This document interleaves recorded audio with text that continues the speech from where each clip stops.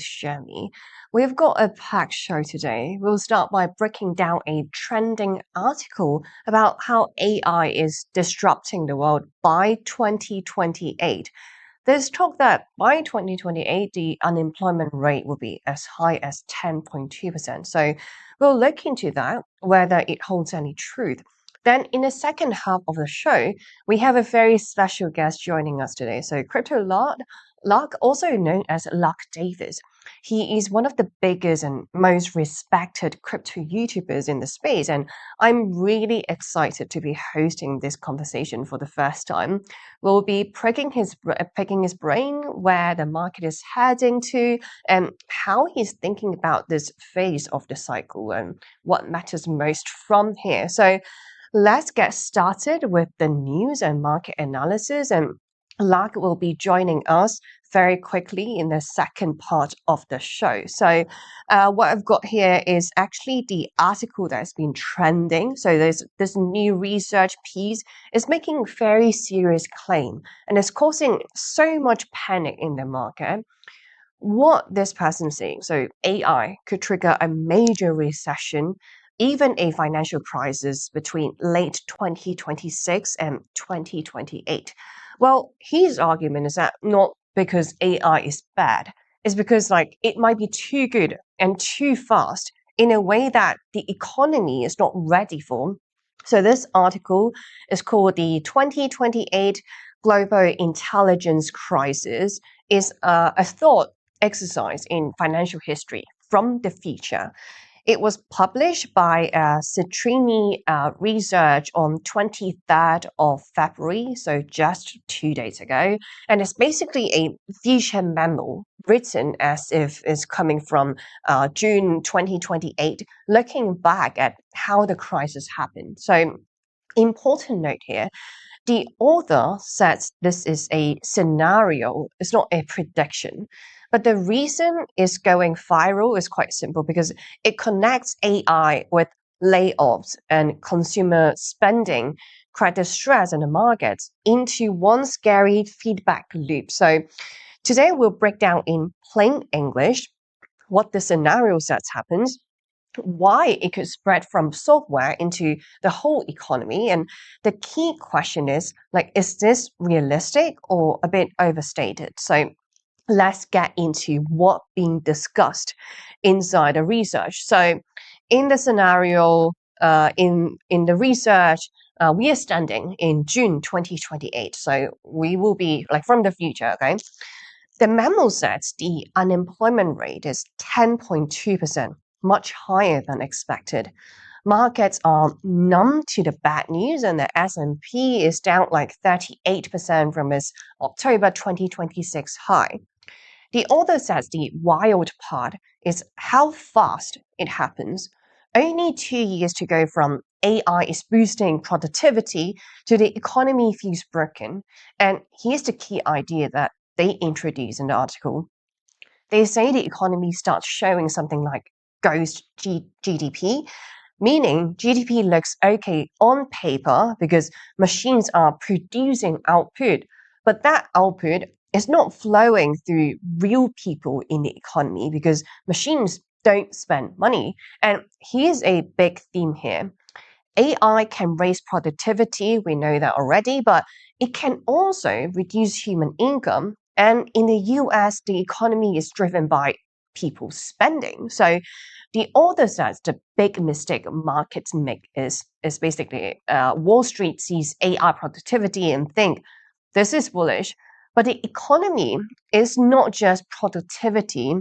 It's also about spending, it's about jobs, wages, and also credits. And now the heart of the whole argument, and honestly, this is the most important part, I would say. The author describes a loop with no natural breaks. So what it means is that, okay, traditionally we have the recession over here on the left side, but right now, because AI is in our lives, and how the author argues is basically AI will get better, and then company basically would just need fewer workers, and layoff will of course rise, especially when it comes to white collar jobs. When unemployment rate goes up, that means people would likely spend less because they feel they are broke and the economy is unstable. So people spend less and companies protect profits by investing even more margin into AI. So AI will get better. So the whole process will just like repeat and repeat. They call this a human replacement spiral. And they say it starts looking successful at first because early on, companies cut payroll, margins would go up, earnings would look very good, so stocks can even go higher. But under the surface, the consumer economy begins to crack. And the author points out something very powerful. A GPU cluster in one place can now produce work that used to require 10,000 office workers in a major city. That's not a normal efficiency gain. It's like an economic shock. And in the next scenario, the scenario like first domino effect is software. They say by late 2025 or early 2026, agentic coding tools would make a big leap. Like meaning AI tools don't just help code, but they can do much bigger tasks. And so right now, one good developer using these tools can copy the core features of a mid-sized software project in weeks. Maybe, of course, it's not perfect. Maybe it doesn't handle every edge case, but the key is it's good enough to start a conversation. And that conversation inside big companies is scary for software vendors because now the buyers would ask, like, wait a minute, like, why are we paying 500,000 a year for this tool if our team can build something similar in-house? So the author says software doesn't instantly die, but pricing power would break. Instead of the vendor saying we raise price 5% every single year, the buyer would say, no, like give me a 30% discount, or we build everything in-house. We build everything ourselves. So companies like the long tail SaaS, so SaaS firms, would get hit first, of course. But then the scenario says eventually even the core systems would feel it. They even mentioned a moment where a big enterprise name reports weak growth and announce layoffs and efficiency plans. And then the author makes a point very important. In past disruptions, big companies resisted technology and died very slowly. But this time, they can't resist because boards demand answers. So companies do the only thing they can do, which is to cut workers and invest the savings into AI tools. So that sort of go back to the loop I was showing earlier. Each company is acting rationally, but collectively, it becomes a disaster. Now, let's move on to the next part of the scenario, which is the friction, it disappears. So what does that mean? The author says a lot of businesses make money because humans are lazy. They are maybe busy with the work, or they just feel tired after work, or maybe sometimes just confused with the whole document. So, in other words, like humans don't like to compare prices across 10 different websites. Human would forget to cancel subscriptions. Human renew insurance out of habit, and they accept bad deals because it's just too much work to look around. But machines and AI, they don't behave like that. Machines can compare everything. Machines can negotiate, and machine can cancel on your behalf. So the scenario says once AI agents become default, they begin attacking the middle layers of the economy. So that means subscriptions, that means travel booking, insurance renewals, tax filing, anything where the value is like, oh, I handle the annoying complexity for you. The author even said, like some industry people thought were protected by relationships would get hit the most because sometimes relationship where the friction with a friendly face. And one classic example is commissions, because like think of the economy that we have a lot of middlemen, and what they do, they're extracting value when they connect one person to another. So how they earn the fees is basically via commissions. If AI can pull all that data instantly, commissions will get squeezed. The big deal is, if agents become the buyer, brands matter less, habit matters less, and fees will get attacked. At first, the markets treat this maybe like okay, just a tech story.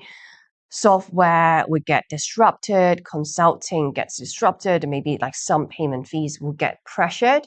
But the author said the real danger is this: the US is a white collar service economy, and these workers drive a huge amount of spending, especially discretionary spending. So if high income white collar jobs get cut, the spending impact is much bigger than anyone would have expected, because high income households, what they would buy is that they would buy a house, they would renovate their house, maybe they're going to purchase a car, they're going to travel very constantly, they will go to nice restaurants, they go to private school, they have like high-end services. So even if the unemployment rate doesn't explode immediately, spending can weaken quite badly. And the author says there's also a lag. Higher earners have savings, so they'll keep spending for a while until reality hits. And then suddenly the data catches up. Now, okay, let's move on to the next part. So private credit and mortgages. Like this scenario turns even darker, because it says it doesn't stop at jobs and spending. It even moves into finance through two big channels. So the first one is credit, so private credit. The author argues private credit got huge, and a lot of it was tied to software deals that assume steady recurring revenue. But if AI breaks pricing power and churn rises, recurring stops being recurring. So defaults begin in software-related credit, and here is the key, key twist in the story. They claim the system isn't as isolated as people believe, because some insurance structures are connected to private credit holdings. So when losses show up, regulators would tighten rules, capital requirements would rise, and forced selling becomes possible. That's how contained becomes systematic. And let's move on to the mortgages side of things. So this is the part that hits really hard. The author said the US mortgage market is built on one assumption: borrowers keep similar income for a very long time. But if white collar income becomes less stable, even safe borrowers can become very risky. They describe stress showing up first in expensive cities and tech heavy regions.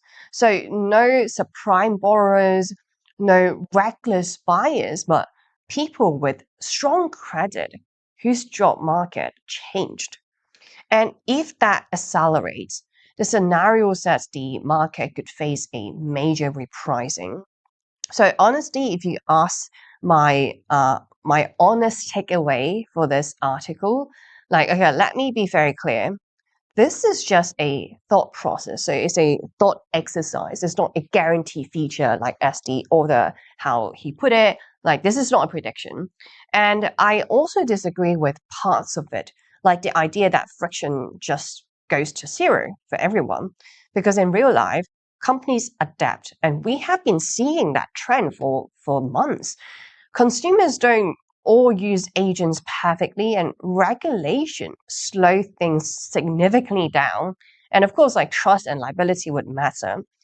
But even the scenario is too extreme, it still gives us some powerful checklists. So if AI accelerates layoffs and compress wages faster than we can adjust, what happens to a consumer economy? So that's the question we have to think about. And as investors, as viewers, we should watch the real signals early. So here's what I'm going to watch. Like, I have a what to watch list. So in 2026 and in 2027, like if the risk is real, so there are a few criteria, like first of all, like does white collar job openings start dropping fast? Second is like consumer spending, is it like weakening in discretionary categories? The third one is like credit stress rising, like especially in higher income regions. And the fourth one is like whether we see like a software pricing wars between companies. Are they offering much bigger discounts just to get more customers? Is there like weaker renewals or higher churn? If those trends altogether is happening in front of our very eyes, then this scenario becomes less science fiction and more serious.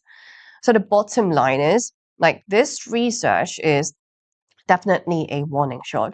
AI might create massive productivity, but it could also create a dangerous imbalance if human income falls too fast as well. All right, so that was a very strong note from this author, and we are going to take a short break for now. And when we come back, we are diving into more AI news. So this time is Pentagon versus Anthropic, because like Anthropic right now has 72 hours to respond to some really heavy AI safety rules. So stay with us. We'll be right back. Security matters. Zappo Bank, the only way to bank your Bitcoin. Apply now at zappobank.com. So, tell us about your furry friend here. What's his name? Oh, this? This is Bitcoin. Bitcoin? He's not just a cat, he's family. Quite a name, and I must say, looks quite pampered. Oh, absolutely. Bitcoin deserves nothing but the best. He's my little prince. But with such a valuable pet, aren't you afraid of losing him? Losing Bitcoin? No, it never happened before, so it's not something I worry about. Excuse me for a moment. Bitcoin, stay here, right?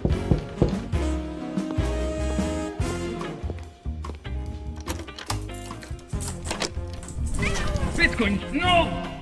Bitcoin, come on, little buddy, Bitcoin, I need you. Don't go.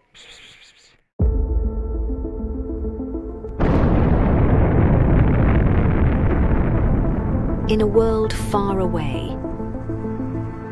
Nah, just kidding. This story begins in this world.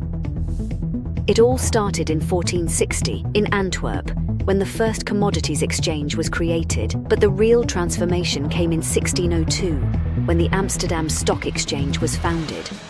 Considered the oldest in the world, it was the first to trade financial assets. Over the years, Britain expanded its colonial and maritime influence, and the British pound sterling overtook the Dutch guilder in the market. Thus, the London Stock Exchange became the financial centre of the world. The 20th century came, and the world got into some trouble. But shortly after World War II, the Bretton Woods Agreement established the dollar as the world's primary reserve currency, and the centre of the planet moved to Wall Street. Today, we're travelling at the speed of light towards a new age, an era shaped by the consolidation of Bitcoin as the currency that will define the future of the markets. We present Roxum, a new Bitcoin-denominated market that allows trading all sorts of securities, commodities, derivatives, options, and anything you can imagine. Roxum, rock-solid markets. Some call me Chicken Little, others Bubble Boy. I'm a bit changed, but sounds familiar, right? Let me tell you a hard truth. The S&P isn't rising, the dollar's falling. That's the trick, monopoly money. It's ice melting by the second. Your savings, your salary, your time. Worth less every second. Everyone's using the wrong measuring stick. Switch the denominator. Price the S&P into Bitcoin. Hard, fixed, unprintable. Suddenly your unstoppable index, it's collapsing. And while you cling to dollars, well, Wall Street already switched. Before, you needed 2 brokers. Still getting my ninja bonus though, right? Plenty of spreadsheets. And my quant I hate this part. I was right, and I'll be right again. If I were you, I'd thank me. You know my name's Dave, right?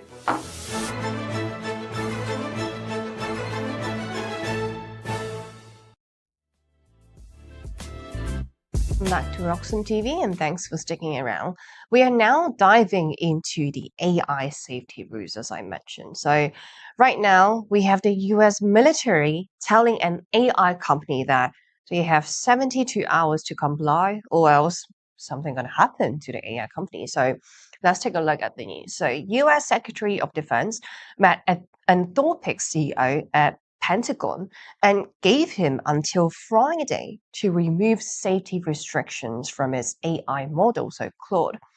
If Anthropic refuses, the Pentagon threatened two extreme actions. So the first one is to cancel a $200 million military contract, and the second one is even more intense. So they will invoke the Defense Production Act to force access to the model. This is unprecedented. So let's start from the beginning. Anthropic, like basically who's the player, right? Anthropic is the company behind Claude, one of the most advanced AI models today. So right now, Claude is the only AI model operating on US military classified networks. It's not ChatGPT, it's not Google's model, it's not Elon Musk's AI, but only Claude. And it got there through a partnership with Palantir, the defense tech company known for working closely with intelligence agencies, the military, and law enforcement. So this is not a theory. Claude is already inside some very sensitive military systems. So last summer, the Pentagon awarded $200 million contract for 4 AI companies. The first one is, of course, like Anthropic. The second one is OpenAI, and then we have Google and XAI. These contracts were meant to bring AI into defense operations. So when it comes to like planning, logistics, analysis, and decision support, then in January, the Pentagon changed the rules.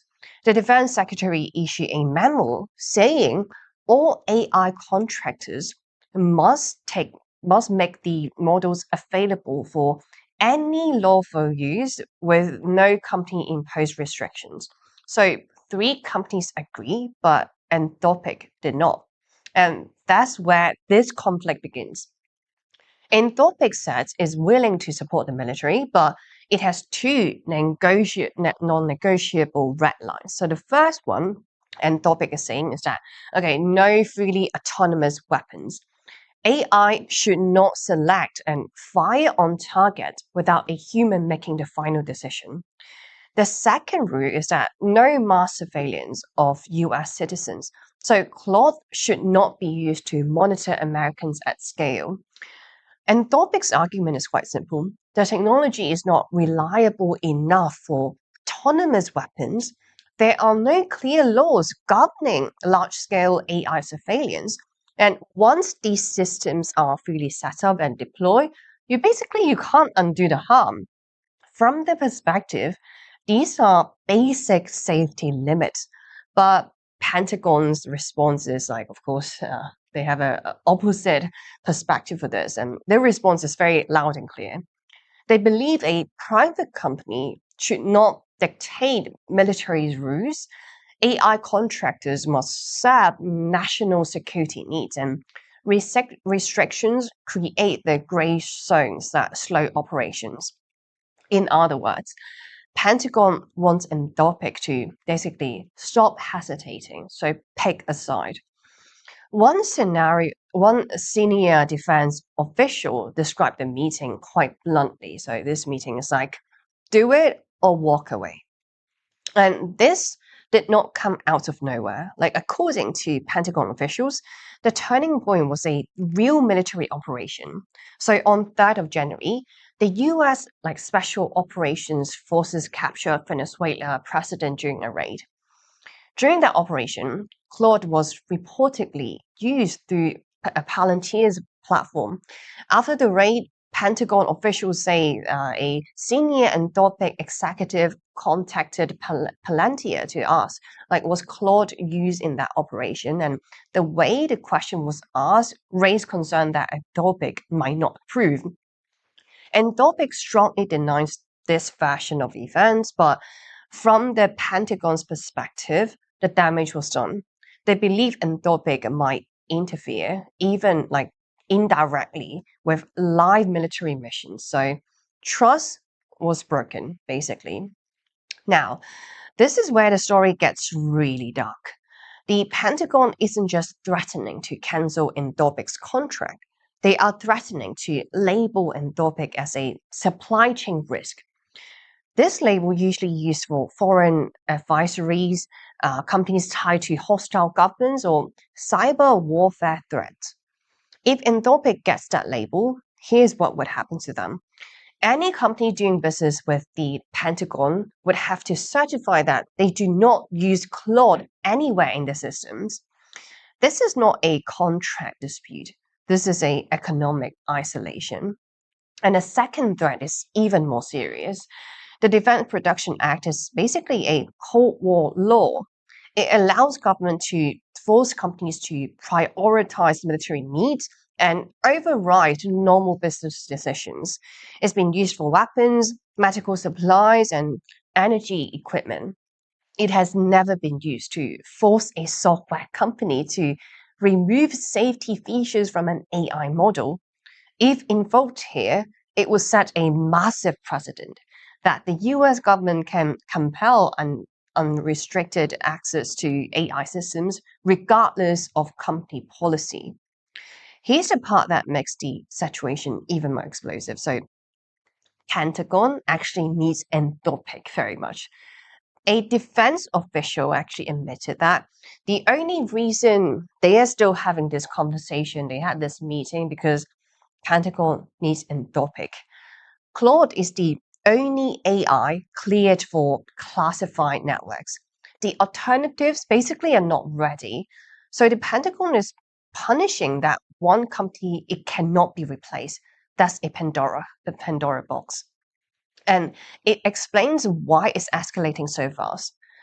As for my personal take here, this story is not really about Claude. It's more about who controls AI. Three big questions that we really have to ask and put it on the table. First one, can AI companies enforce ethical limits once governments get involved? Second, does the national security override private safety standards? And third, if the government wins here, will any AI company ever be able to say no? If Anthropic caves, the message is loud and clear. Once your AI is powerful enough, safety rules are optional.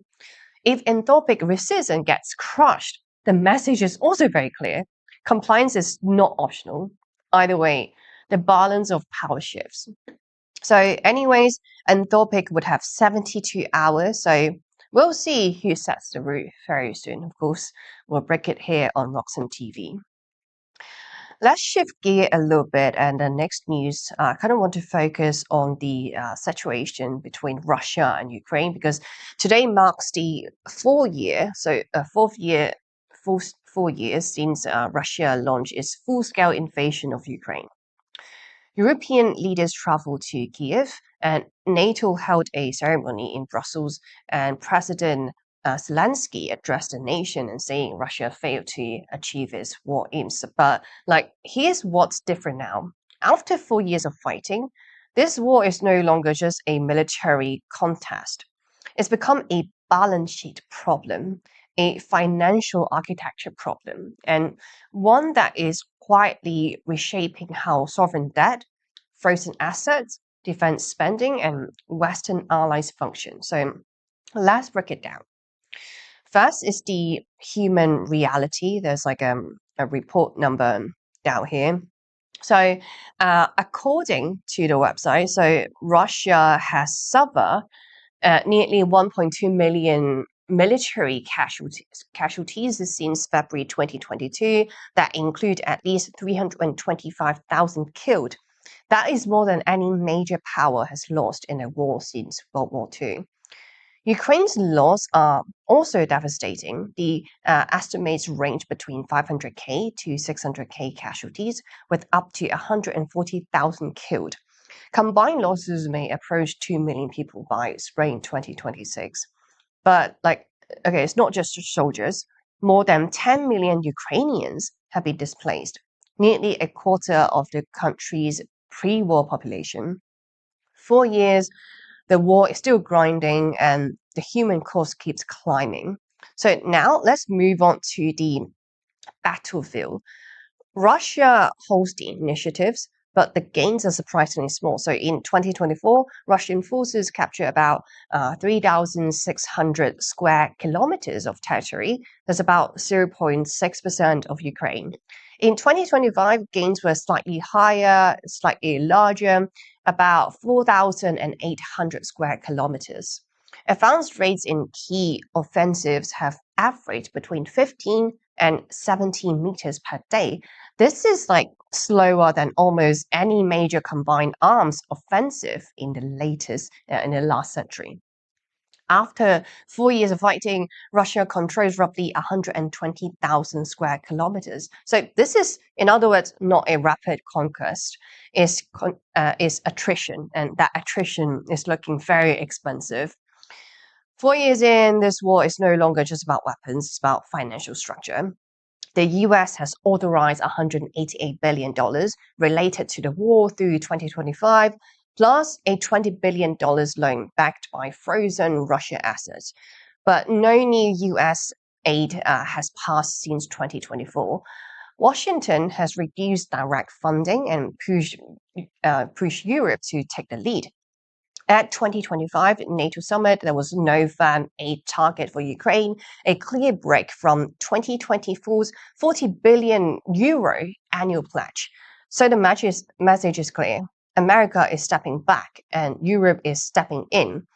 In response, the EU approved a 105 billion euro loan package for 2026 and 2027. The original plan was to fund it using the 210 billion euro in frozen Russian central bank assets, but legal risk and political resistance, especially from Belgium, kind of blocked the route. Instead, Europe borrowed from capital markets, meaning taxpayers are now backing Ukraine's war funding. The loan is designed to be debt neutral for Ukraine, repayable only if Russia eventually pays its reparation, with frozen assets held as potential collateral. The war is now sustained less by military budgets and more by complex sovereign debt engineering. So now, looking at Russia, for 2 years, Russia ran what many call the war economy boom. Defense production surged, government spending rose, GDP grew, but the story is changing.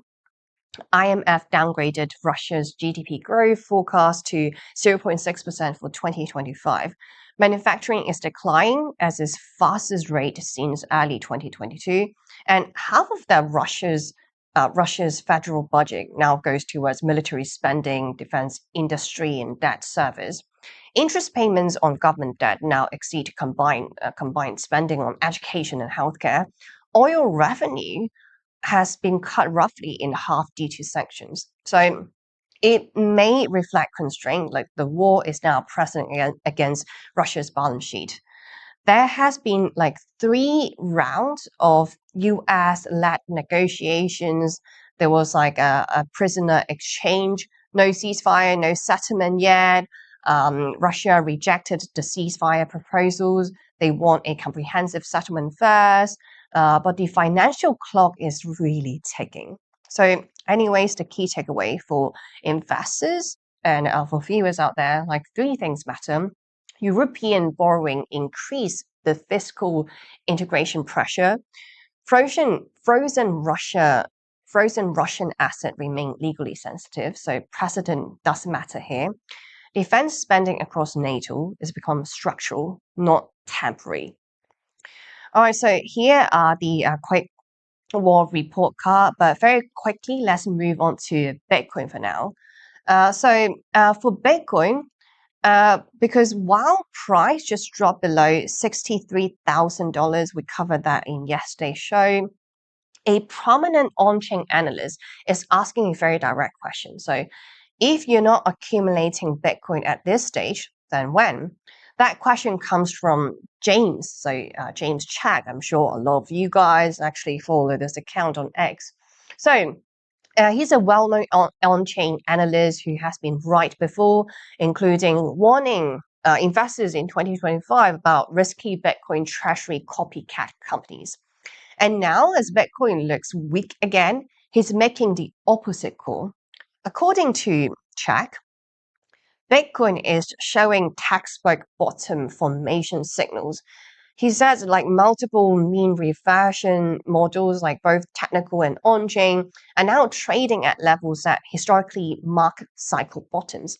In simple terms, capitulation has already happened. Risk has been flushed out and valuation models are in bottom zone. These are the types of setup that we have seen back in December 2018 and June 2022. Both were major bear market lows. So his argument is straightforward. Either Bitcoin is fundamentally broken, or this is what accumulation zones look like. Now, this is important. Chak is not saying the price of Bitcoin would skyrocket tomorrow. He actually wants the time with a straight bulls more than the price. So let's rewind back to 2022. Most people remember Bitcoin's final crash to around 15.6K after the FTX collapse. But here's what many forget. Bitcoin actually formed its structural bottom around 17K, like 6 months earlier. For half a year, price just moved sideways. It was like extremely boring, frustrating, and it felt like nothing was happening. And then came one final liquidity flush.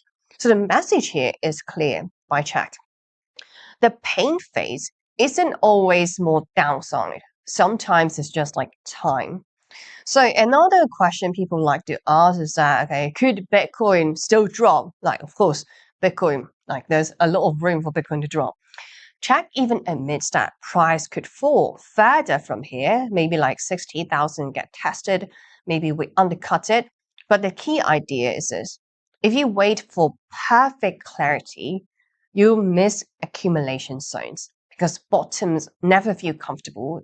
In fact, they feel broken. So if we zoom out, are we in a structural stage correction or a late stage correction? If Bitcoin truly stopped mean reverting, if all historical cycle behavior broke, then yes, this is different. But if Bitcoin is still following long-term patterns, then this is exactly what previous bottom formation looks like. That's the bet. The harder part isn't price, is psychology. In 2022, the hardest months weren't the crash. It was the sideways ground. No excitement, no headlines. It's just like extremely boring market. That's what checks people out. And that's what Chak is warning everyone about on his X.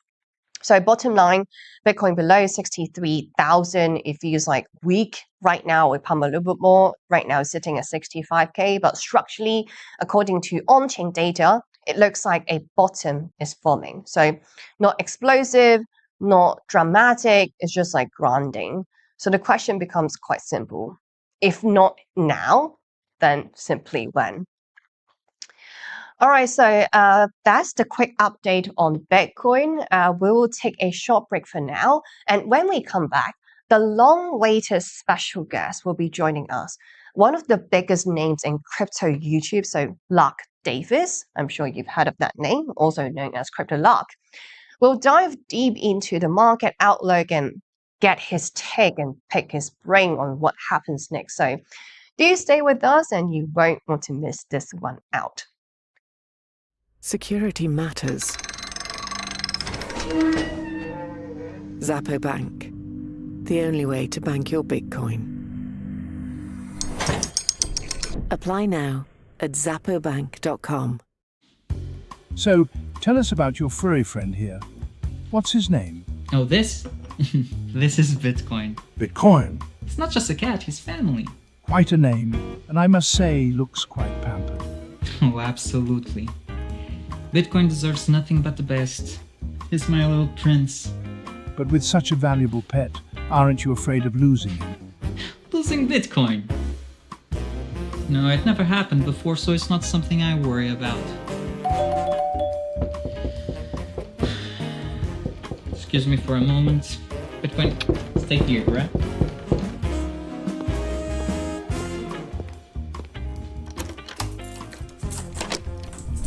Bitcoin, no! Bitcoin, come on, little buddy, Bitcoin, I need you. Don't go.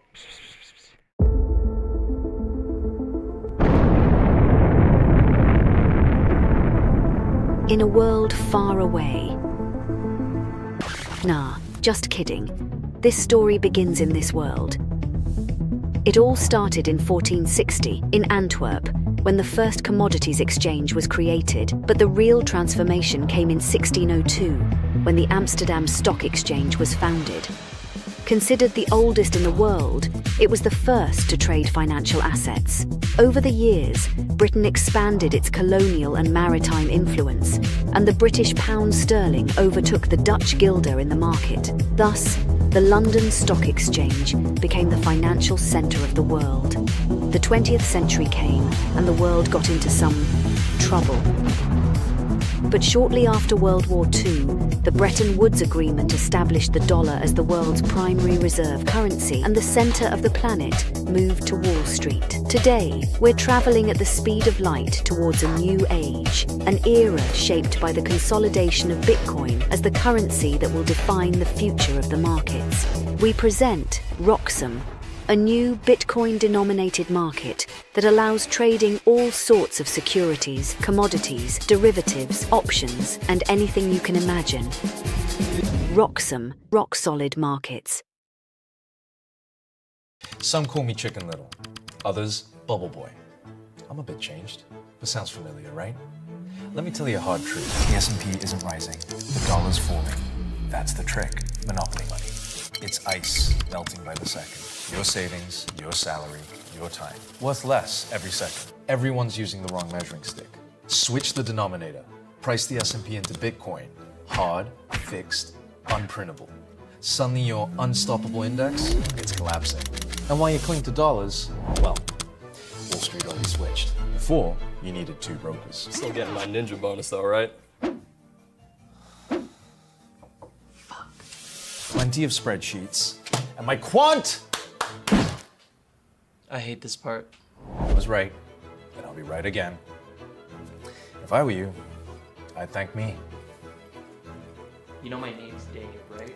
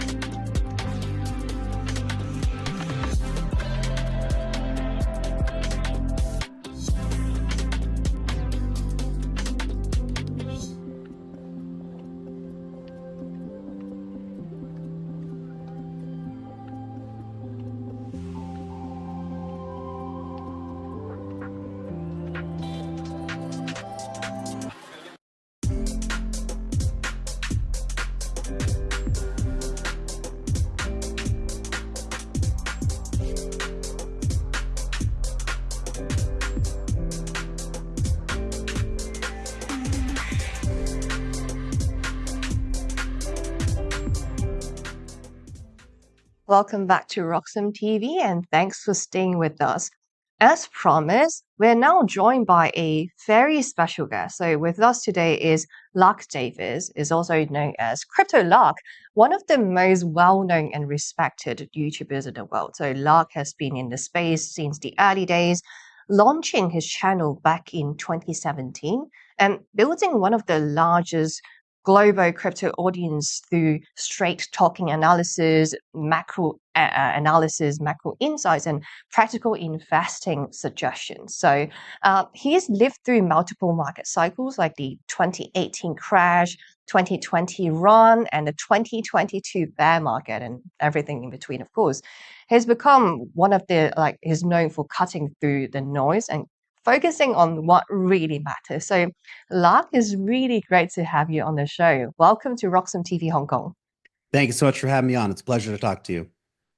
Yeah, I mean, I'm really excited to talk to you because, like, we have mutual friends, and I was talking to you about Arking Bear a little bit. He told me only amazing things about you. So, like, I'm sure all of the viewers would know who Lark is because, like, you are one of the biggest in the whole crypto YouTube, and also you're really big on crypto Twitter as well. Yeah, I mean, yes, it's still Twitter for me. It's never X for me because I'm also a boomer.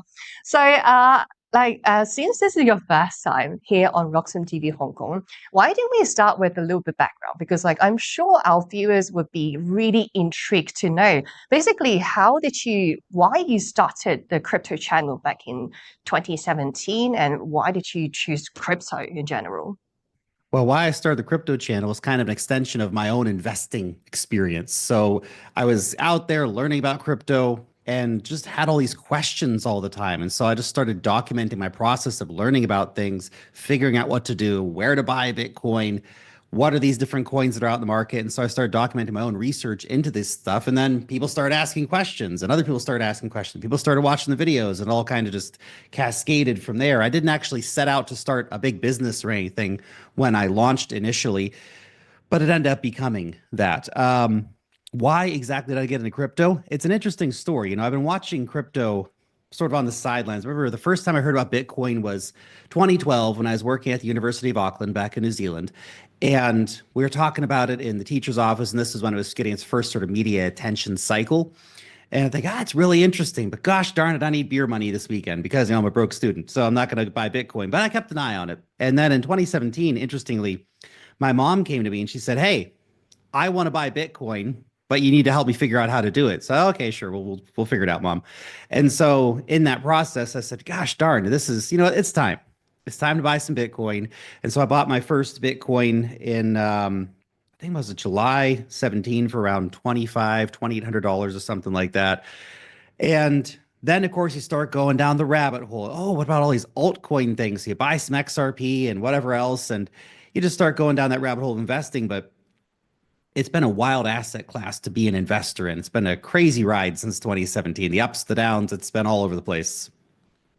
That sounds like a very interesting journey. But, like, what intrigued me is that did your mom know about Bitcoin before you? Like, your mom is really like forward thinking if she heard about Bitcoin even back in the early days, right? Oh yeah, she's been right on the pulse of all the cool stuff happening on the internet for a long time. You know, she was doing like e-com back in the late 90s on eBay before anybody called it e-com. She was flipping stuff on eBay, so she's been right on internet trends for a while.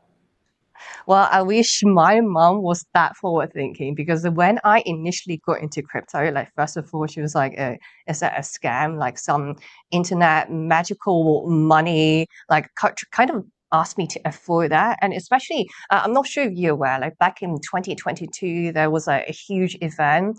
Well, actually 2023, there was a huge event in Hong Kong. There was like a massive crypto exchange just crashed. And of course, like the local media here in Hong Kong is covering every single day. And I remember I got this voice message from my mom on WhatsApp, and she sent me like a 2-minute voice message and told me, okay, maybe it's a time that you should consider whether you should be in crypto because, like, now that everyone is calling a scam. She's seeing so many like failure. Everyone is sharing the horrible stories going on locally here in Hong Kong. And then she was using a very serious tone. So my initial reaction after getting that voice message from my mom on WhatsApp was that, oh, right now it's time to 8-bin ball. Because like I kind of use my family for contrarian indicator. And yeah, I mean, I love my mom like sending more messages like this. But like your story is very interesting because usually it's the other way around, at least to like most of the people that I talk to. So Yeah. you mentioned you were an English teacher before. Like, no wonder the videos that you do is really educational. Like, you managed to break a like complex idea into like everyone will understand. So let's actually get into what everyone is talking about right now. Like, Bitcoin dropped from 126K to right now 65K. So it's like a over 50% drop. Like, in your perspective, like, what do you think were the real triggers? Why did we see a Bitcoin crash as severe as right now? It's been a wild few months here. Ever since the 10/10 liquidation event, the crypto markets have been trading in a weird way. We stopped following all the things we'd normally follow. And we traded pretty clearly in lockstep with the iShares IGF software ETF. Wall Street, as they've come into Bitcoin, have looked at it not as a gold alternative, not as a debasement hedge, but as a piece of software. So you see a lot of these funds that have got in, and they're sort of trading it in a very similar fashion to they would other software companies, except Bitcoin's not a software company. So I think they're misinterpreting the value proposition of Bitcoin, but that's why the big money's been trading it on Wall Street. It's very interesting too. Actually, I think Hong Kong's been a epicenter for the action recently. The rumors, of course, swirling were that some big Hong Kong funds that were deeply invested into IBIT, which is BlackRock's Bitcoin ETF, were blowing up and that they needed to get out at any price possible. And the big sell-off that we saw a few weeks ago, where Bitcoin dropped from 80 to 60 in just a few days, that was driven by these funds unwinding, getting out at any price that they could. They were price insensitive sellers because they needed liquidity ASAP. It's also very interesting to see that the now biggest holder of BlackRock's Bitcoin ETF is L'Aurore, which is a Hong Kong registered fund, which the only thing that it does is hold Bitcoin. And it's the guy who's registered the account. It's a bunch of backroom stuff. I don't know if you've seen this story or not, but the guy who's done it is Shang Hui, which I'm told in Chinese is basically the equivalent of like John Smith registering for an account. So it's very interesting. Hong Kong's been, and the Chinese money coming out of Hong Kong has been very much a big player in the recent moves in Bitcoin. So it's not just Wall Street, but it's the ETF access that we're seeing happening now as well from money coming out of Hong Kong. So I thought that was very interesting.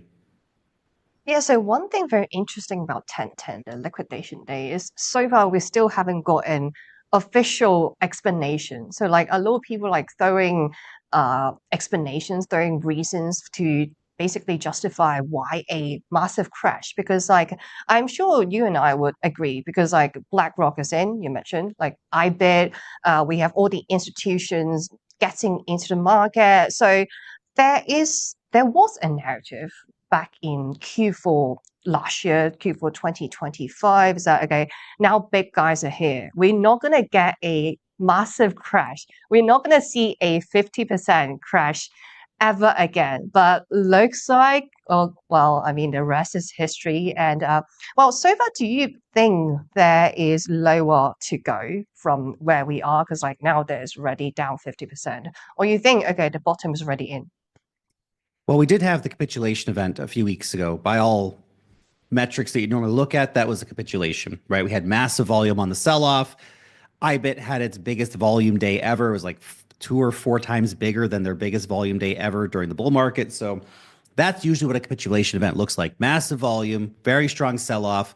Technical indicators extremely oversold. We're still oversold on the weekly RSI here for Bitcoin.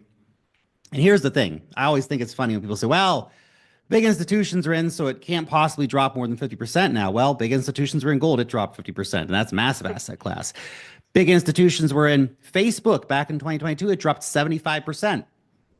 It can always go lower, guys. This is the thing you always need to keep in your minds. It can always go lower. Now, Bitcoin right now finds itself in an incredibly interesting place. Fear and greed hit 5, the lowest reading in history. It's a bit of a meme indicator if we're being honest about it, but still very interesting. The sentiment right now is absolute rock bottom on Bitcoin and crypto more broadly.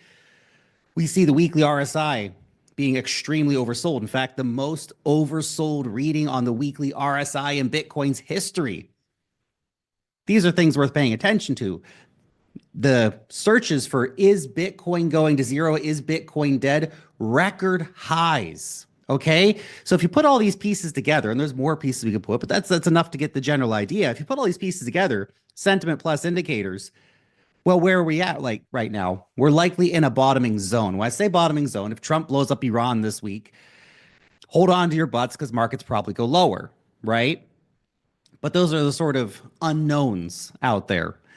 For all intents and purposes, we're in the zone where if you're allocating to Bitcoin now and over the next few months, because we probably chop around for a little bit, if you're allocating in these areas of extreme sentiment mismatch to the fundamentals, of extreme oversold technicals, chances are in 2, 3, 4, 5 years, you're going to thank yourself for having taken that plunge. You know, the downside risk right now in Bitcoin is what? 30, 40, maybe 50%. Okay. So we dropped from 65 to the mid 30s. That's the sort of most bearish takes that I've seen, is sort of the mid 30 range. I mean, we're not counting people who are like, it's going back to $1,000. Like that's a silly talk. Okay. The world would end and everything else is going to zero too in that situation. So let's say 40K, something like that, absolute sort of bottom area. So that's the risk you take, right? And the upside potential, of course, is that in the next cycle, Bitcoin goes from, well, the current prices of 60K to maybe 200 or 300K.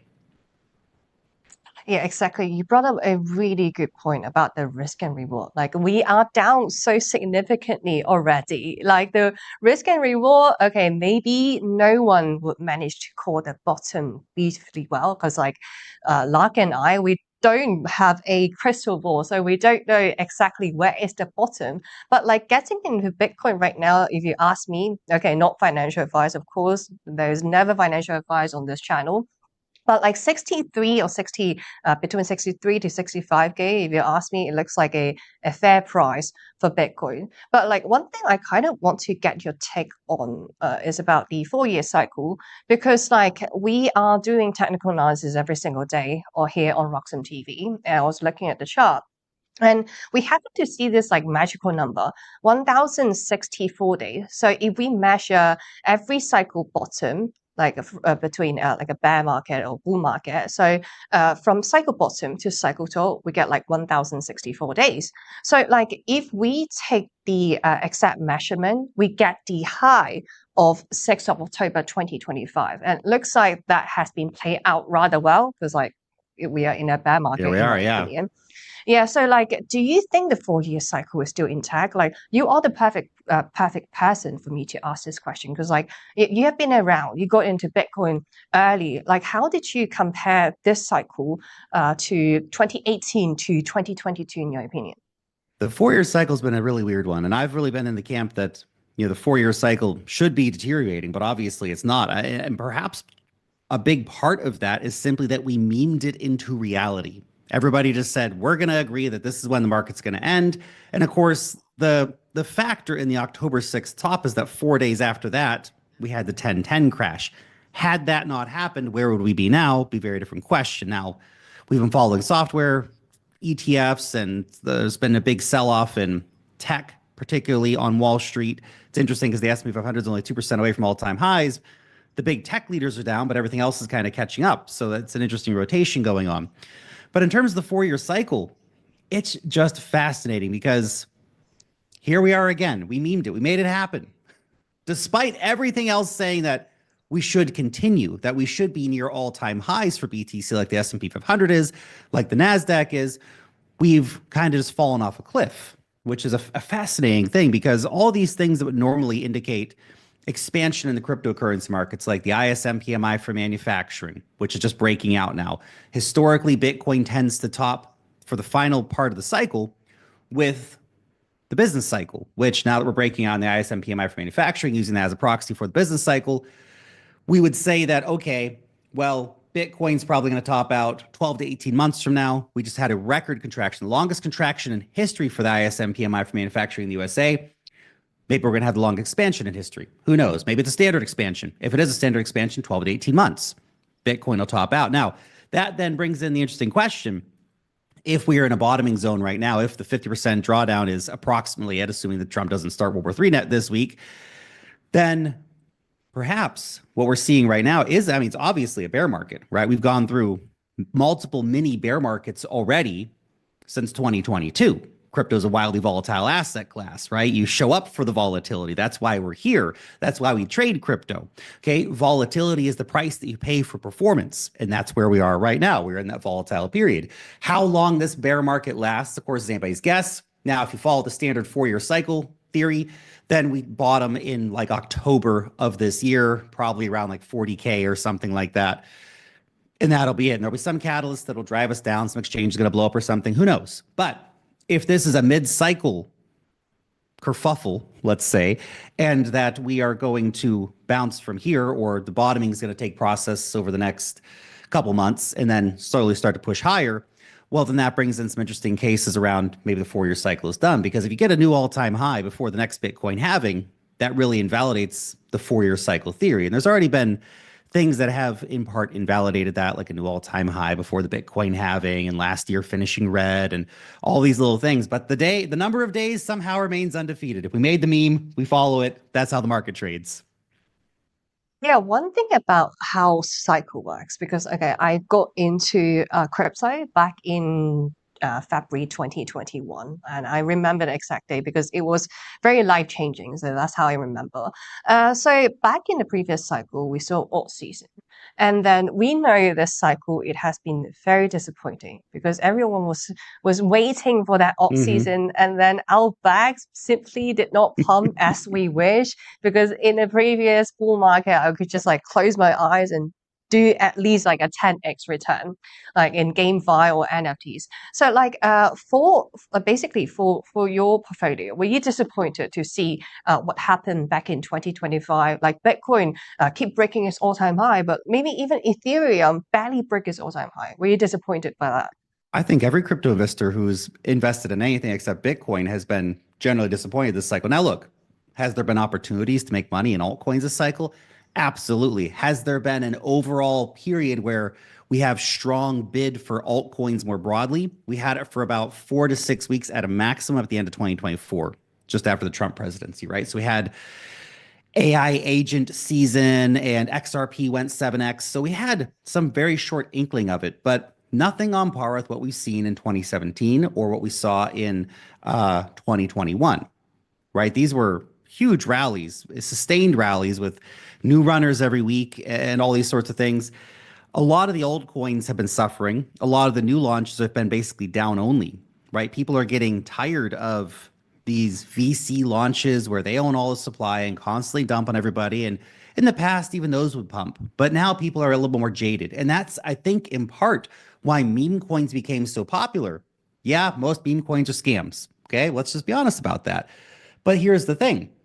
At least meme coins aren't pretending to be anything. All these big VC chains with these aspirations and all this BS, you get a governance token or you get a gas token that no one's used the network for. The transactions are so cheap, there's never going to be any sustained demand for the token. And people are waking up to that reality. And so when you have a picture of a frog, people say, well, I like frogs. People are talking about that, so I'm going to trade that. And it's more honest because I know it doesn't do anything. So the financial nihilism started coming into the market. And if you were sort of all in the trenches and you were trading meme coins, you could have done very well this cycle. But it was one of the few sectors that really had breakout growth in crypto. And that's kind of disappointing for the cryptocurrency market class. There are some other areas that did well from time to time. We had a short privacy coin season. We had a short AI coin season. We had an AI agent season, stuff like this. But these are all very short-lived narratives, whereas memes have been more sustained for about 2 years or so. Even now, with the market sentiment being as bad as it is, we've seen multiple meme coins go from zero to being worth 50 or even $100 million. So that demand from the market remains very strong, even in these kind of conditions. Yeah, so like speaking of like meme coins or basically like everyone in crypto, especially who has been around in the previous bull market, we are a little bit disappointed that we didn't see, any altcoins would pump as we wish, and then some of us would go to meme coins. And as you mentioned, like there's some classic examples for like maybe a frog. A picture of a frog then do better than some, I don't know, layer two. So like speaking of like investing strategy right now, like we know for a fact that in the past few years we didn't see alt season. Like, are you changing your investment strategy? Are you still buying altcoins? And if so, like what sort of sectors or maybe which chain you're more optimistic about? Sure. I think Solana is massively undervalued. The metrics on Solana just scream that it should be at least on par with Ethereum, right? And Ethereum's got a lot better since its recent upgrades. Gas fees are cheaper, more money, and more things are happening on chain. So that's really positive. It only took Ethereum many, many years to try to catch up, and it still hasn't caught up to Solana's performance levels. But I feel like the Solana to ETH ratio probably corrects at some point. Solana goes much higher. Not to say Ethereum has to go down in that scenario. So Solana is one of my biggest positions right now. And of course, where a lot of the market has ended up, and including some of my portfolio stuff like Pump Fun. Now, the reason that I bought Pump Fun, of course, it's the meme coin casino, but it's got a wildly aggressive buyback strategy where they buy back 100% of the trading fees every single day. It was like $10 million of tokens bought off the market and taken out of circulation last week. And a lot of new launches have been going down that route. Now that we have a little more clarity from the US government and that we know they're not going to be going after companies as much anymore, the token models have been changing. You see, previously you'd go out and buy, okay, I like this decentralized finance protocol, so I'm going to buy their token. Uniswap, great example, right? For years and years and years, the Uniswap token was an absolutely useless governance token, which is the lamest, most financially unattractive use case you could imagine. Now, if they start sharing revenue with people, that's interesting, right? And things like Hyperliquid, very, very popular coin, had crazy growth, came out at $3, went up to $60, so 20x in a year. And that was driven on the narrative of massive buybacks in the markets for sustaining the price long term. So I think the investors right now have changed priorities to an extent. They're demanding more from their tokens. They're tired of the VC dump fests. You know, they're willing to gamble on memes because to some extent, even though there's a lot of scamming going on there, they're a bit more honest because they don't pretend to be anything. And if the smart investors who are saying, well, I don't want to play that silly meme game. I like frogs, but I don't want to spend a bunch of money on a frog picture coin. So we all love Pepe coin, by the way. Come on. We all love Pepe coin. But investors are smartening up and they're going more towards these coins that have real solid economic models. Hyperliquid, Pump Fun, Aave, Sky, stuff like this. And there's probably 20 others that have come out that are fitting into that narrative where there's actual reasons to own the token because of either aggressive buybacks or because of some kind of revenue sharing. So investors should be demanding more from crypto companies. The amount of BS and scamming we've seen over the years of companies just extracting massively and then shutting down. If they're launched our governance token, we extracted millions. Oh, sorry, we shut down. No one used their product. Everyone's getting tired of it, right? Investors are demanding more from the crypto market, and they should be. Yeah, you brought up some really good picks, and personally, well, not gonna lie, I have some of the exposure to the coins you mentioned, like Hyperliquid. I am honestly really impressed by how well they've been doing despite this bear market, because basically a few weeks ago, I was covering the news like how Hyperliquid still managed to making so much money from this fees because people were trading heavy metals on the platform. So there are miracles like this. And Solana does another really active chain. I much prefer Solana than Ethereum because Ethereum are kind of like, I don't know where it is going for now. But like kind of going back to the altcoins question, because personally, what I spotted is that this cycle, in 2026, is differ from the previous one we saw because like the entire crypto market cap got so huge. Like the bigger the market cap, the more liquidity you need in order to push up the price. So in your opinion, do you think like general altcoins will make a comeback, or maybe it's more like targeted sector like the coins you mentioned earlier? I think in general, you'll see altcoins have their moment in the sun, but maybe you'll see more sector specific moves. You'll see coins that get ETFs. So we're not talking about the junk altcoins that get put into digital asset treasuries or whatever, some random meme coin that happens to get an ETF. But some of the bigger ones, like Chainlink, for example, that probably does well from its ETF over time, right? Investors will start picking that up, and they got a buyback model now and stuff like that as well. So the big money coming into the space, here's the big differential right now. The retail money in the space has largely been the same people moving back and forth. We haven't had a new massive surge of retail, except for that brief few weeks in late 2024. We had some retail people come back. They bought XRP. They got a 5, 6, 7x of the money. They sold, they left, and they haven't come back since, basically. But what the institutional money is doing is different, okay? They're not buying Pepe coin. They're not buying some random DeFi protocols. But we are seeing increasingly moves like BlackRock. It was BlackRock. BlackRock is buying Uniswap token, which, because of the bear market, only resulted in a 10% pump for 5 minutes before it was fully retraced. That kind of news in a bull market would have sent Uniswap absolutely flying. But we're seeing these kind of integrations going on. We're seeing like Ondo Finance, for example, bringing all this real world assets on chain. And the big players, of course, are buying the top 4 coins, which account for 80 to 90% of the volume of the cryptocurrency market anyway: Bitcoin, Ethereum, Solana, and XRP. So those ones will get the outsized interest from the institutional crowd. And when those prices go up, that'll allow earlier investors to cash out. But the problem has been is that normally, quote unquote, there's only been a few cycles that happened. We really had 2 big altcoin seasons in crypto, 2017, 2021. So in those previous cycles, what you'd see is that money would rotate out of, Bitcoin, and it'd go down and buy other stuff. But now people are rotating out of Bitcoin, and there's honestly just way better places to put your money than in the altcoin casino right now because of the lack of accountability and bad tokenomics and VC dump fest and all that kind of stuff I mentioned already. So where are people taking their money? They're buying data centers, they're buying space stocks, they're buying metals. The ABCs of investing in 2026, anything but crypto, right? That's where a lot of investor money is going. So will we see a rotation back into altcoins? Will speculation come back? The simple answer I have to that: has human greed magically disappeared overnight? Of course it has not. So when numbers go up, and that's the best technology in crypto, no matter what you want to say about decentralized money or decentralized finance, the number one technology in crypto is when the price goes up. That's it. That's what most investors are interested in. And when the price goes up, it brings in other investors who want to ride that train. They want to get in the winners. So when the prices start moving back up, we'll see certain altcoins moving. But I think investors looking at altcoins in 2026 need to be much, much more selective than they were in the past. You can't just throw a dart at the board and hope for success. You need to actually think a little more strategically about what the market is actually paying attention to, what the market's demanding, and what kind of token models actually make sense to drive value to this token in the future.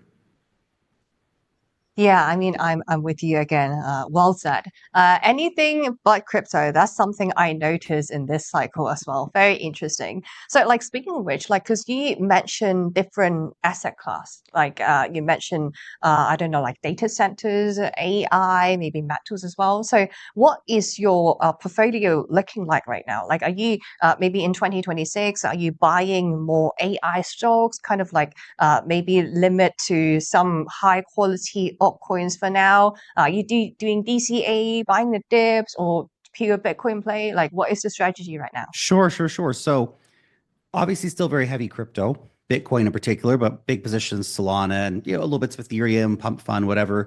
I got about 6, 7 coins in my portfolio right now, so it's very lean at the moment. Perhaps I'll expand out of a risk when we see the markets turning around at some point, and then we can maybe have 7 or 10 altcoins, for example. So that's the crypto side. And I'm continuing to buy a little bit of Bitcoin, a little bit of Solana each week, just sort of DCA, forget about it, stacking kind of stuff. On the stock side, I've been investing heavily in stocks since 21, and I've got a pretty substantial portfolio back home in New Zealand. I live in Dubai now, so this is sort of my like retirement fund, so to speak. But back in New Zealand, just a lot of really boring stuff, energy companies, telecoms, banks, whatever. But on the US stock side, it's much more tech heavy. And I think there's a few very interesting bets right now. Copper is something worth paying attention to. I'm sure a lot of people have talked about that. You may have heard about it, but the copper shortage over the next couple of decades, and this is sort of buy hold, don't think about it too much in the short term. Copper supply is very restricted, and its demand is going to absolutely skyrocket with all these data centers and humanoid robots and all this kind of stuff. So copper is something to look into. So I got exposure to that through the COPX ETF, which is an ETF of copper miners. So that's one interesting play. Energy is another one. You know, in order for the USA to meet the demand for where they think AI is going to be energy demand wise by 2030, just by 2030, that's only 4 years away. It's crazy. The United States basically needs to double its energy capacity, which they're probably not going to be able to do. But in the attempt to scale up quickly, there's going to be a huge boom in the energy sector. And we've already seen some energy stocks have some nice moves, but things like uranium or different providers like Constellation Energy or Camco, both working in the nuclear space, could be interesting ones to look at. I've got those personally in my portfolio. So these are very interesting places. Now, obviously, yeah, sure, there's a lot of great data center stocks. I've got a couple individual data center stocks, you know, the companies that have transitioned over from being Bitcoin miners to now they're doing AI hyperscaling, right? So that's very interesting to see that transition. And some of them are still mining Bitcoin, but some of them are fully switching over. I saw an article from Cypher Mining, which I don't own their stock, but they're basically going all in on AI data center stuff. Whereas others like Iron, which has been a very popular stock with retail, IREN, they are still mining Bitcoin, but they're going heavy into the data center space because that's where the money's at. That's where consistent interest is at and will be for the foreseeable future. And a lot of these Bitcoin data centers were so well strategically placed for the AI run because they had access to this cheap energy because Bitcoin requires cheap energy, and they had the big factories with all the cooling and all the racks. All they had to do was switch over from Bitcoin ASICs to running NVIDIA GPUs, right? So it's been a very interesting thing. And I think there's still a great opportunity for those sort of data center plays. If you don't want to sort of go with an individual data center, which I've got a couple individual data center stocks, but I also have some data center REITs, right? So real estate investment trusts. So basically they run bunches of data centers, right? And you get a dividend off that. And it's underperforms versus sort of the higher growth stuff, but it also is less volatile, so you can take advantage of that too. Now, one thing I want to mention here is that we are looking at a very interesting situation right now in the stock market. My thesis is that the stock market keeps running despite short-term turbulence until we get exit liquidity for Wall Street for their 15 trillion plus in IPOs they have coming. SpaceX is coming, Anthropic's coming, OpenAI is coming, and a few dozen others. Like these are mega IPOs. SpaceX potentially 1.5 trillion, OpenAI $1 trillion. Anthropic, their recent round was 380 million valuation, which means the IPO is going to be higher. So they're probably going to kind of try to come out at 500 or 600 billion. Like these are crazy numbers. And the only way that Wall Street can get their exit liquidity is to make sure the market keep humming along and that we get a euphoria stage in the stock markets, which we've had little blips of extreme excitement. You know, AI stocks and tech stocks were super hyped maybe September, October, but it was very short-lived. They need sustained retail bid in order to get the exit liquidity so that they can exit for trillions from these big IPOs that are coming. So when these big IPOs come out, I'm not going to be a buyer of these. Now, there might be some trades to make. I want to be clear. There might be some short-term trades to make, but I'm not going to be buying and holding SpaceX or Anthropic when it come out. I'll wait for the bear market because the bear market's probably going to come 6 to 12 months after these mega IPOs happen. And you'll probably get 60, 70, 80% discounts on a lot of these big hot tech stocks that are going to IPO, like we saw with the Coinbase stock back in 21. Came out at $200, went down to $30 or something in the bear market, right? I think we'll see a similar thing play out with the AI mega IPOs when they come out. Yeah, so going back to the kind of like AI IPOs, and first of all, there was a lot of valuable information that I just learned from you. So going back to the whole AI sector, because like there is a talk and a little bit of fun, especially going on crypto Twitter just like 2 days ago about like AI being in a bubble. And I'm not sure if you got a chance to catch up the article, like the research, literally just like got out like a few days ago on 23rd of February. So the president is saying the 2028 is going to be a global intelligence crisis because like AI is developing so quickly. Like by 2028, we're going to see a massive crash in the S&P 500. There's the unemployment rate going to rise to 10%. We're covering this a little bit earlier on the show. So like going back to what you said, like after the AI IPOs boom, you're probably expecting a massive crash. Like, do you think like that was kind of like aligned with what the research is talking about, or you on different stance here? Sure, I've been echoing a similar thought for the past sort of 6 to 12 months as well, is that we're going to see a massive run up into all of this with the IPOs and everything else. And Trump's going to keep the economy hot while he can. And that's what his new Fed chair is going to do. They're going to keep the economy running super hot, ideally without QE. So just low rates to make sure everything's very liquid in the market.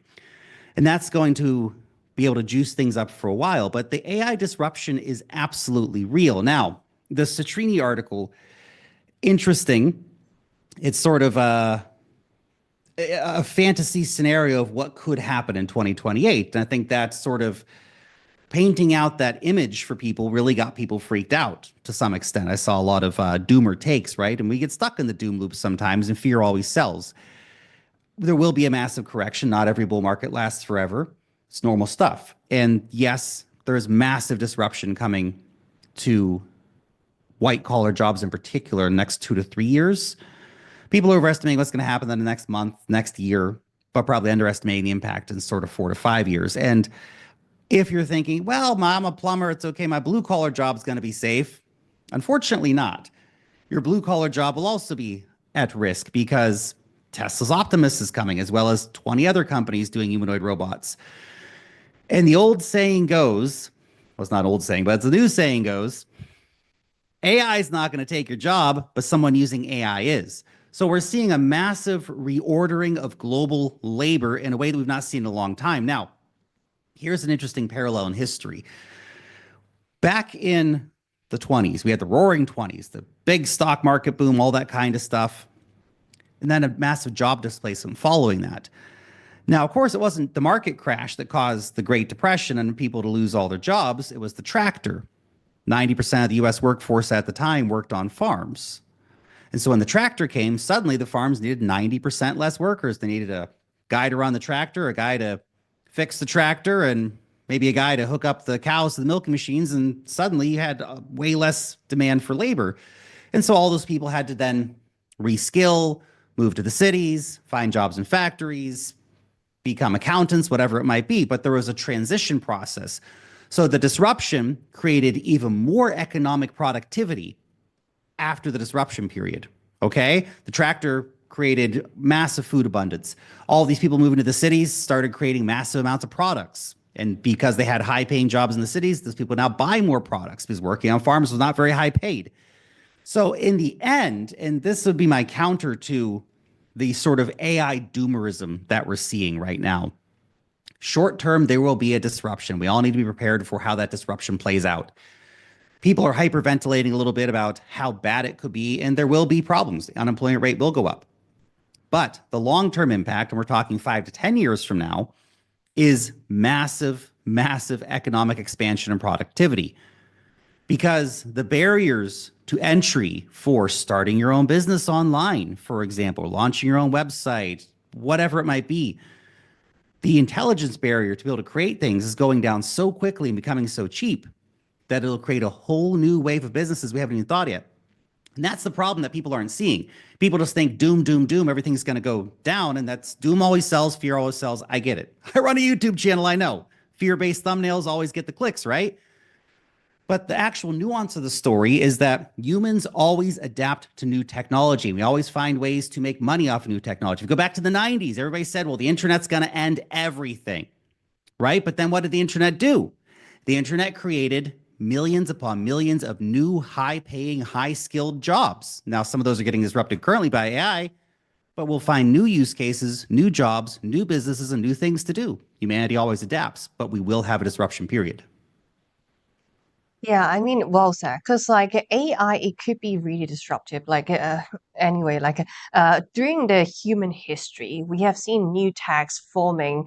I don't know, every decade or every century. Basically, there's like disruptive technology forming every once in a while. So another example that I'd like to use, because like again, my mom asked about the AI question, humans going to be doomed because of AI. But like I would give another example, maybe when cameras before came out, the artists would try to draw pictures that is looking like the actual person, but like when cameras came out, there was a thought period that maybe okay, artists gonna lose the job, but like they kind of changed the drawing style. Instead of like drawing the person looks exactly like the real one, they kind of change the style to drawing a person into like how they feel, like based on the vibe. So there was another example that I like to give up to the public as well. So like we talk about this controversial topic when it's come to like AI being disruptive or not. So let's touch on some other very controversial topics as well. So another thought that has been going on crypto Twitter is Jeffrey Epstein. So like we have to get it out of the room here. So if we go to TikTok, like mostly what we see is that okay, Jeffrey Epstein is the creator of Bitcoin. That's like so much fun. Like basically, okay, your thought about this? Like, do you think the creator of Bitcoin is Jeffrey Epstein? Obviously not. There's no way that Jeffrey Epstein is Satoshi. It's a ridiculous premise. But also, Epstein did not kill himself. He's probably still alive in Israel. But I just got your channel demonetized. You're welcome. Anyway, look, the reality is Epstein was a very nefarious but incredibly well-funded and well-connected character.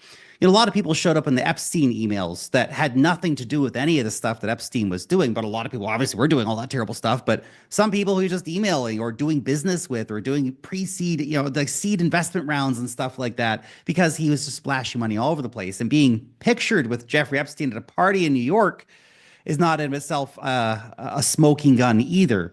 Now, in terms of the exact Bitcoin connection, he was interested in Bitcoin in the early days, but he was interested in all new technologies, investing in all kinds of stuff. So you can't look at the Bitcoin thing in isolation. Jeffrey invested in a lot of stuff, right? Epstein's money was everywhere. His influence was everywhere. His social network was everywhere. That was kind of what he did. So yes, he funded some early Bitcoin development stuff, but he was obviously not Epstein. There's nothing about everything we know about Satoshi. There's absolutely nothing that would indicate any sort of connection to Epstein in any way, whether it be the way that Satoshi spoke or any other stuff. So no, Epstein was definitely not Satoshi, but he was involved to some extent, giving money to early Bitcoin developers. So there is that. All right, so you have addressed the thought number two, like the number one, it was AI. Thought number two, it was Jeffrey Epstein. And then the third thought, it has been going around like on and off. It kind of like, I feel like people like to recycle, especially during bear market. Any bad news would have an amplified effect. So the third thought I want to get your take is, of course, like quantum computing. Do you think this is going to be a long-term risk to Bitcoin, or it's just like people recycling FUD over and over again? People do like to recycle FUD and to say that things are going to imminently happen, right? Like when the market's going down, oh, look, the price of Bitcoin's now at Michael Saylor's average price. He's about to get liquidated any second. Like, that's not how it works, okay? People don't understand things. The quantum FUD is very interesting. But here's the thing with quantum computing. Every business on the planet, every bank, every government, everything everywhere has to get ready for the reality of quantum computers because they are coming, without a doubt. And when they come, it's going to be a threat to literally everything, not just Bitcoin, everything. Okay? I mean, look at like bank passwords and stuff. Like these people are literally using like password 1, 2, 3, 4, 5 to secure your bank assets. It's shocking sometimes. So there's that part of the equation.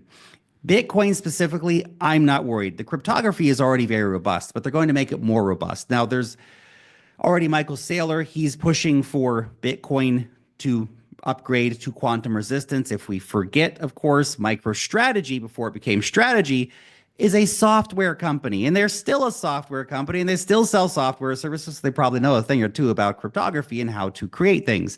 We've also seen a Bitcoin improvement proposal go in already to address the exact quantum threat. So I think Bitcoin's going to be absolutely fine. The problem with the quantum FUD is not that Bitcoin's going to get hacked. It's what happens to Satoshi's 1 million Bitcoin. Because what will happen is that a new framework will come out, a new string of private keys to make it even, we're going to, 10x the length of private keys or something like that to make it quantum resistant, right? So what happens to the Bitcoin that Satoshi holds? That's probably the biggest FUD part of quantum. It's not that we're not going to innovate. It's not that the developers are not doing anything. They're working on it. They know, they understand the problem. They're going to fix it. I'm not worried about that at all. The problem becomes, what do we do with Satoshi's Bitcoin? Do we just, because it's in an old address and it has because of the old address spend models, we know where Satoshi's Bitcoin is, and there's certain amounts of exposure in those addresses, to keep it simple. So we are basically going to say, well, either Satoshi needs to come back from wherever he's at and upgrade his addresses and move his coins to a new wallet or something like that, or we just accept that Satoshi's coins will get hacked and then redistributed back into the market. So that's probably the biggest FUD point. Yeah, there is so much unknown for Bitcoin. As you mentioned, we still don't know who's Satoshi Nakamoto. We still don't know what, his address is extremely old. He has been mining Bitcoin, and right now he holds 1 million Bitcoin on their wallet. So it could be a threat. But also, there is so much mystery about Bitcoin, and also what makes Bitcoin so great, in my opinion. But let's shift gear a little bit. I kind of want to get your advice on running crypto YouTube, because you own one of the biggest crypto channels out there. And right now, getting into crypto YouTube specifically, because I was around in 2021 doing crypto content on YouTube before. It was much easier, in my opinion. I'm going to get much more SEO traffic. A lot of people will search for the keywords. So it's much easier to build a crypto channel back in the days. But getting into crypto YouTube right now, it could be quite difficult. So what's your advice for maybe newcomers trying to get into crypto YouTube? The reason that crypto YouTube channels did well in 2020, 2021, or 2017 when I started is because people were actually, retail was here. Right? We had millions and millions of retail investors flooding into the market, and they were looking for information, right? Things have changed a little bit. Crypto Twitter has a lot more actionable information on it these days. People have short attention spans. TikTok, of course, has risen up, and people are buying meme coins that people talk about on TikTok, etc. But YouTube remains undefeated as the primary platform to do content creation in any niche on the internet. TikTok is very tricky to monetize and to keep attention. I mean, it's a brain rot platform, if we're just being honest about it. It's people don't go there to do learn intelligent things, to then go and read a big PDF with investment theses. That's not why they're on TikTok. Now, maybe Instagram's a bit different, YouTube's a bit different. People come, they expect to watch a 10, 15-minute video on a topic to get updates on news and whatever's going on. So I think if you're starting YouTube in 2026, it's never been a better time, especially now, especially if you're going to put your face out there, because as we see the rise of AI channels, right, which I've actually got 3 AI channels, but if we see the rise of this going on, the personal brand, the human creator will actually start having a premium because the internet's going to be flooded with AI content, right? It's not that the AI content's all bad. It can be really valuable and interesting too, but a human creator will definitely have the ability to build a real brand and a real edge in a market flooded by AI. So the thing you have to realize, though, if you're starting right now, today, or you've been going for a little while and you're frustrated with your growth, particularly in the crypto niche, should have been in stocks, but particularly in the crypto niche, is that people are not paying attention to crypto right now. And we haven't really had any major influx of retail interest, which is what is required to grow your channel exponentially in a very short amount of time, or to get really any kind of solid growth in your channel. There's a few outliers. There's still channels who do well, but you need retail interest. And here's an interesting fact for you before I finish this line of thought: is YouTube content regarding crypto is down 65% in the last 3 months. The majority of creators have simply given up and walked away. So what does that mean? Does it mean that crypto is a bad niche to be working in? No, it's a great niche to be working in. It's a very volatile one, and your sentiment and your views and your sponsorship money and your affiliate income, all that stuff will be directly affected by the way the market works. But because everyone else is giving up, it's a great time for newcomers to come in. And to be consistent. That's the thing. You got to be consistent. You have to keep showing up for people. You know, the fair weather friends, so to speak, the YouTubers who only want to show up and make videos when the markets are hot. That's not my style. I ride through the bear markets, man. Everyone's there too. There's still ways to make money, and people still need support. People still want to know what's going on with the news. People need that, person they can turn to, okay, what the heck's going on today? Why are the markets so bad? What's going on? Is there opportunity here? The ironic thing about all this, whether it be the YouTubers stopping making videos or retail not paying attention, is that in the very times when people should be paying attention and thinking about allocating capital, they don't. They give up, they walk away.